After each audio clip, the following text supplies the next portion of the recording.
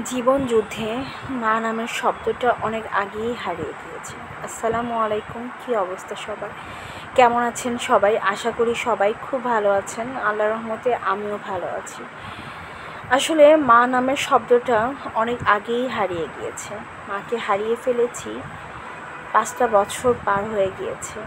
আমার মা আমার কাছে অনেক মূল্যবান ছিল, অনেক বন্ধুত্ব সম্পর্ক ছিল তার সাথে। আমার অনেক বড় একটা বন্ধু আমার লাইফ থেকে চলে গিয়েছে।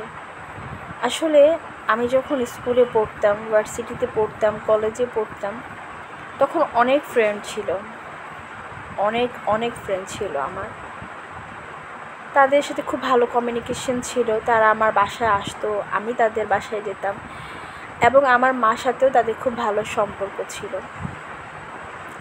বাট যখন আমার মা আমার লাইফ থেকে চলে গিয়েছে, অনেক বন্ধু আমার লাইফ থেকে চলে গিয়েছে। আসলে বন্ধুত্ব এখন আর সেই আগের মতো নেই। হয়তো বা মাসে একবার একটু কথা হয়, বাট আগে যেই সম্পর্কটা কিছুই তাদের সাথে নেই। আর এখন তো আসল বন্ধু যেটা ছিল সেটাই নেই। আর এখন আসল বন্ধু যখন না থাকে, তখন আসলে যেই আপনার বন্ধুগুলো থাকে স্কুল, কলেজ, ভার্সিটি, তারাও কিন্তু থাকে না। আমার যে মূল্যবান বন্ধুটা ছিল সেই তো আমার কাছে নেই। আর এখন যারা আমার লাইফে নতুন করে এসেছিল তারা কীভাবে থাকবে, তাই না বলেন?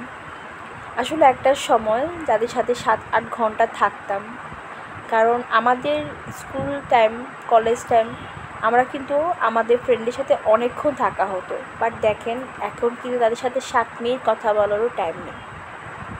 এটাই আসল লাইফ, এটাই আসল নিয়ম। তখন মনে হতো যে ওদেরকে ছাড়া আমরা চলতেই পারবো না।